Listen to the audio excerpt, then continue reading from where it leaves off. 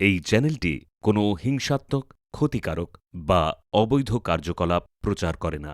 এই চ্যানেলের সমস্ত তথ্য শুধুমাত্র শিক্ষামূলক উদ্দেশ্যে পরিবেশিত। মায়ানমারে ভোট, ৫ বছর পর ভোটের ঘোষণা। একটি দেশে যেখানে এখনো গৃহযুদ্ধ চলছে, যেখানে বহু এলাকা সরকারের নিয়ন্ত্রণের বাইরে, যেখানে বোমা পড়ছে আর মাটিতে মানুষ লড়ছে বাঁচার জন্য। আর এই পরিস্থিতিতেই ঘোষণা ৫ বছর পর আবার নির্বাচন। ২০২১ সালে যেভাবে একটি নির্বাচিত সরকারকে সরিয়ে সেনাবাহিনী ক্ষমতা দখল করেছিল, তারপর দেশ জুড়ে নেমে এসেছিল রক্তপাত, দমনপীড়ন আর দীর্ঘ গৃহযুদ্ধ। আজ সেই একই সামরিক নেতৃত্ব বলছে ভোট হবে। বিশ্ব প্রশ্ন তুলছে, এই ভোট কি জনগণের মত প্রকাশের জন্য, নাকি যুদ্ধের মাঝেই ক্ষমতাকে বৈধতা দেওয়ার কৌশল? কারণ এই নির্বাচনের পেছনে আছে আন্তর্জাতিক শক্তির জটিল হিসাব, চীনের সক্রিয় ভূমিকা, প্রতিবেশী দেশগুলোর নীরব কূটনীতি আর একটি বিশ্ব যে এখন অন্য সংকটে ব্যস্ত। আজকের ভিডিওতে আমরা জানব মায়ানমারের এই নির্বাচন আসলে কি, গণতন্ত্রের পথে ফেরা নাকি বন্দুকের ছায়ায় সাজানো এক বিপজ্জনক রাজনৈতিক চাল। ভিডিওটি শেষ পর্যন্ত দেখুন। ভিডিওর শেষে আপনার জন্য থাকছে ছোট্ট একটি কুইজ, যার উত্তর আপনাকে কমেন্টের মাধ্যমে জানাতে হবে। সঠিক উত্তরদাতাদের নাম পরের সপ্তাহের ভিডিওর পিন কমেন্টে জানানো হবে। আর ভিডিওটি ইনফরমেটিভ লাগলে লাইক করুন, কমেন্ট করুন, শেয়ার করুন এবং আমাদের চ্যানেল সমৃদ্ধ বাংলা সাবস্ক্রাইব করুন এবং প্রেস করে দিন বেল আইকন, যাতে আমাদের পরবর্তী ভিডিওগুলো আপনার কাছে পৌঁছে যায় সবার আগে। ২০২১ সালের অভ্যুত্থানের পর থেকে মায়ানমার কার্যত একটি বিভক্ত রাষ্ট্র। কাগজে কলমে একটি সরকার থাকলেও বাস্তবে দেশ জুড়ে চলছে আর এক বাস্তবতা। নির্বাচিত সরকার উৎখাতের পর সেনাবাহিনী যে ক্ষমতা দখল করেছিল, তার বিরুদ্ধে যে প্রতিরোধ শুরু হয় তা আর থামেনি। প্রথমে রাস্তায় প্রতিবাদ, তারপর সশস্ত্র সংঘাত, তারপর দীর্ঘস্থায়ী গৃহযুদ্ধ। এই যুদ্ধে কোনো পক্ষই সম্পূর্ণ জিততে পারেনি, কিন্তু সাধারণ মানুষ সবকিছু হারিয়েছে। আজও মায়ানমারের বিস্তীর্ণ এলাকা সামরিক সরকারের নিয়ন্ত্রণের বাইরে। বহু শহর, বহু গ্রাম, বহু সীমান্ত অঞ্চল এমন বাস্তবতায় বাস করছে যেখানে সরকারের অস্তিত্ব শুধু মানচিত্রে। এই পরিস্থিতিতে নির্বাচন ঘোষণার অর্থ শুধু একটি রাজনৈতিক সিদ্ধান্ত নয়, এটি একটি ঝুঁকি। কারণ যুদ্ধের ভেতরে ভোট মানেই নতুন সংঘাতের সম্ভাবনা। এই ভোটের ঘোষণা হঠাৎ আসেনি, এর পেছনে রয়েছে ১ বছরের নীরব কিন্তু গুরুত্বপূর্ণ পরিবর্তন। দীর্ঘ সময় ধরে প্রতিরোধ বাহিনী এবং জাতিগত সশস্ত্র গোষ্ঠীগুলো সামরিক সরকারের ওপর চাপ সৃষ্টি করেছিল। সেনাবাহিনী তখন প্রতিরক্ষামূলক অবস্থানে ছিল, কিন্তু গত ১ বছরে সেই চিত্র বদলাতে শুরু করে। আকাশপথে শক্তি বাড়ে, যুদ্ধবিমান সক্রিয় হয়, বিমান হামলার মাত্রা বেড়ে যায়। বিশেষ করে সীমান্তবর্তী এলাকায় সামরিক সরকার কিছু গুরুত্বপূর্ণ অঞ্চল পুনর্দখল করতে সক্ষম হয়।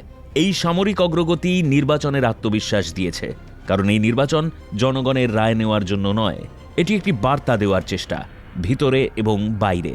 ভেতরে প্রতিরোধ গোষ্ঠীগুলিকে জানানো হচ্ছে যে সামরিক সরকার এখন আর দুর্বল নয়।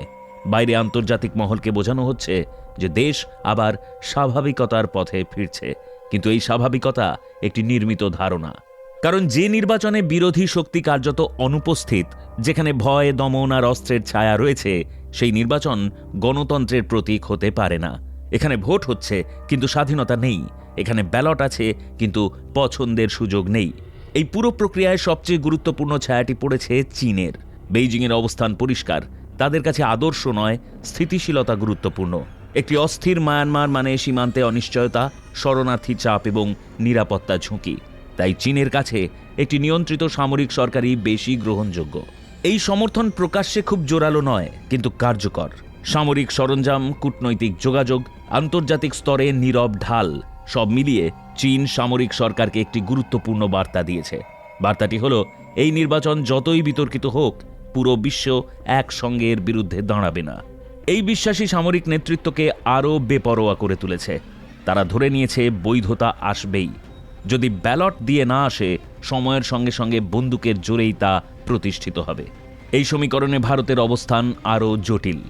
একদিকে ভারত প্রকাশ্যে গণতান্ত্রিক রূপান্তরের কথা বলছে, অন্যদিকে বাস্তবে সামরিক সরকারের সঙ্গে যোগাযোগ চালু রেখেছে।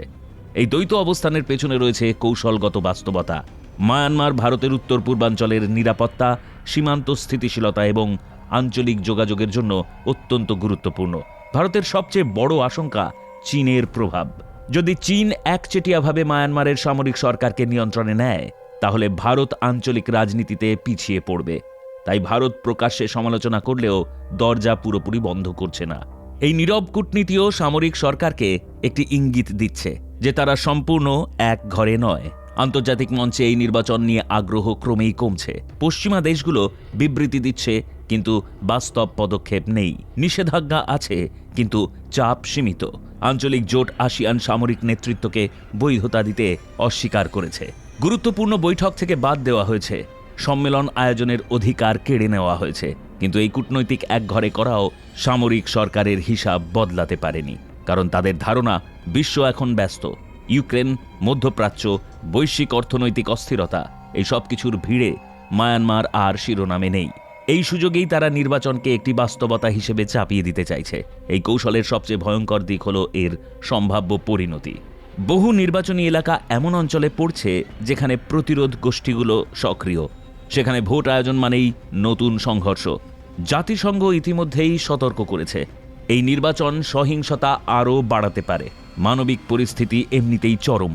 খাদ্য সংকট, মুদ্রাস্ফীতি, ভেঙে পড়া স্বাস্থ্য ব্যবস্থা, ভূমিকম্পের ক্ষত, সব মিলিয়ে সাধারণ মানুষের জীবন প্রায় অসহনীয়। আন্তর্জাতিক সাহায্য কমে যাওয়ায় পরিস্থিতি আরও ভয়াবহ হয়েছে। এর প্রভাব সীমান্ত ছাড়িয়ে ছড়িয়ে পড়ছে। ভারতের সীমান্ত রাজ্যগুলোতে ইতিমধ্যেই হাজার হাজার শরণার্থী আশ্রয় নিয়েছে। নির্বাচন ঘিরে নতুন সংঘাত শুরু হলে এই ঢল আরও বাড়বে। এই বাস্তবতায় প্রশ্ন একটাই, এই নির্বাচন আসলে কি?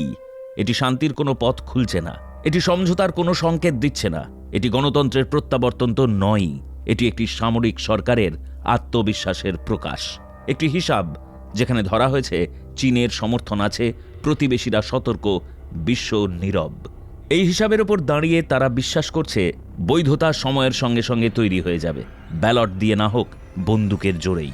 কিন্তু এই খেলায় সবচেয়ে বড় মূল্য দিচ্ছে সাধারণ মানুষ। তাদের সামনে কোনো বাস্তব পছন্দ নেই।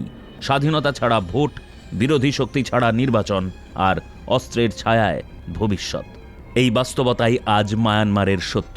এবং এখানেই সবচেয়ে ভয়ঙ্কর প্রশ্নটি উঠে আসে, এই নির্বাচন যদি যুদ্ধ থামাতে না পারে, বরং যুদ্ধকে আরও বৈধতা দেয়, তাহলে এর পরের অধ্যায় কেমন হবে?